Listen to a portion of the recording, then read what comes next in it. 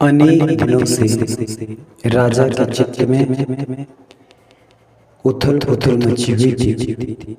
यूं कह सकते हैं कि राजा का चित्त विक्षिप्त सा हो रहा था और उसका एकमात्र कारण ये था कि राजा के पास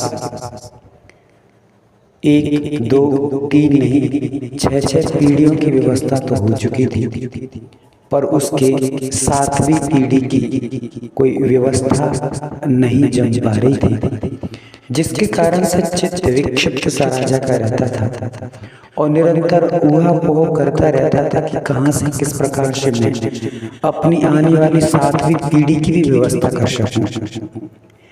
इतने में उसको सलाह लेने पर किसी मित्र की सलाह प्राप्त हुई कि पास के उद्यान में एक संत विराजमान है और वे संत हर समस्या का समाधान देते हैं। तुरंत राजा के मन में उन साधु के पास जाने का विचार बना और प्रातः होते ही स्नान आदि से निवृत्त हो मैं सीधा उद्यान पहुंचा। मुनिराज के चरणों में विनम्र प्रार्थना और निवेदन करते हुए कहा कि भगवान, आपके चरणों में मेरा बारंबार नमस्कार हो।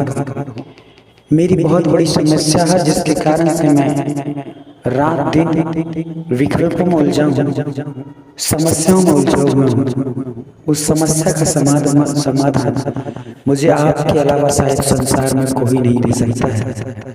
इसलिए प्रभु कृपा कर मुझे समाधान दीजिए। पूज्य मुनिराज ने पूछा कि मित्र, तुझे किस चीज की समस्या है? मुनिराज, मुझे सातवीं पीढ़ी की व्यवस्था है। मुझे सातवीं पीढ़ी की व्यवस्था करने की एक समस्या बनी हुई है। छठवीं पीढ़ी तक मैंने समस्त व्यवस्थाएं जमा दी हैं, 6 महल खड़े कर दिए हैं, 6 लोग के राज्य खजाने भर चुके हैं, पर सातवीं पीढ़ी की व्यवस्था कि मुझे थोड़ा सा विकल्प बना है। मुनिराज ने कहा, आशीर्वाद है, सारा काम हो जाएगा। एक काम बस कर लीजिए, प्रातःकाल कल कुछ भोजन आदि सामग्री लेकर के नदी के किनारे जाना और नदी के किनारे पर एक गुड़िया की कुटिया बनी हुई है। उस कुटिया में बुढ़िया रहती है और वह बुढ़िया विद्वान के साथ साथ में अनुभवी है। वे आपकी समस्या का चुटकियों में समाधान दे देगी। राजा ने नमस्कार प्रेषित कर तुरंत वहां से आया और दूसरे दिन की सुबह का इंतजार करता रहा। उसका एक एक पल एक साल की तरह गुजर रहा था कि कब सुबह हो, और रात भर भी उसका सोना बड़ा मुश्किल हुआ। जैसे प्रातःकाल हुई, कुछ सामग्री भोजन आदि की लेकर के वह नदी के किनारे पर पहुंचा। कुछ थोड़ा उजाला हुआ था। कुटिया में बुढ़िया दादी रहती थी। उस कुटिया के किनारे जैसे पहुंचा तो देखता है कि बाहर एक छोटी सी गुड़िया झाड़ू लगा रही है। उस गुड़िया से पूछा, बेटा तुम्हारी दादी माँ कहाँ है? उस छोटी सी बालिका ने जवाब दिया कि माँ अभी पूजा पाठ में लगी है, धर्म ध्यान में लगी है, सामाई कर रही है, ध्यान में लीन है, प्रभु की भक्ति में लीन है। राजा ने कहा, कब तक उठेगी? राजन, ये तो कहा नहीं जा सकता है, जब भी मन में आएगा तब उठेगी। और प्रभु की भक्ति में जब दादी डूब जाती है तो कुछ कह नहीं सकती कि कब उठने का समय निश्चित होगा, कुछ निर्धारित नहीं कहा जा सकता। राजा काफी समय तक इंतजार करता रहा, पर देखा कि समय निकल रहा है, पर दादी अपने ध्यान अपनी भक्ति में लीन है। तो राजा ने सोचा कि चलो आज तो छोड़ते हैं, कल पुनः आएंगे, और इसी कारण से राजा वापस जाने लगा।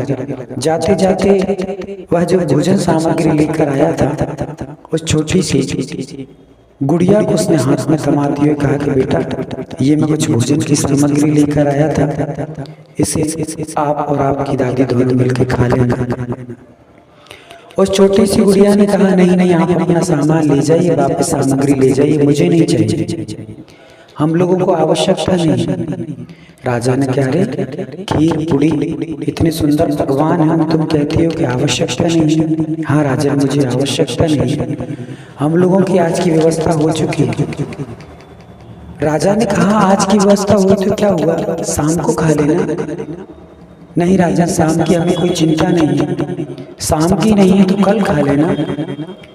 उस गुड़िया ने कहा, नहीं राजा जी, हमें नहीं चाहिए, कल की हमें कोई चिंता नहीं। राजा ने कहा, बेटा आज तो ठीक है, कल तुम्हें कहाँ से आएगा, कौन लेके आएगा? तो उस छोटी सी बच्ची ने कहा, राजा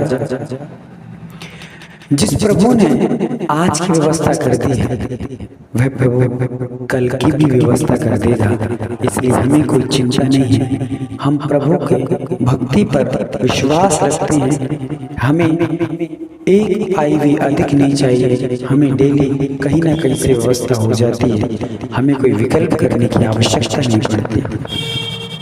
इतनी सी बात सुनना था कि राजा का चित्त जो विक्षिप्त बना था स्थिर होकर के चिंता से हट करके चिंतन में डूब गया कि बताइए, इनको एक रोटी की चिंता नहीं है, कल की भी चिंता नहीं है, शाम की भी चिंता नहीं है, विकल्प नहीं है, और भरोसा है कि प्रभु सब कुछ करता है।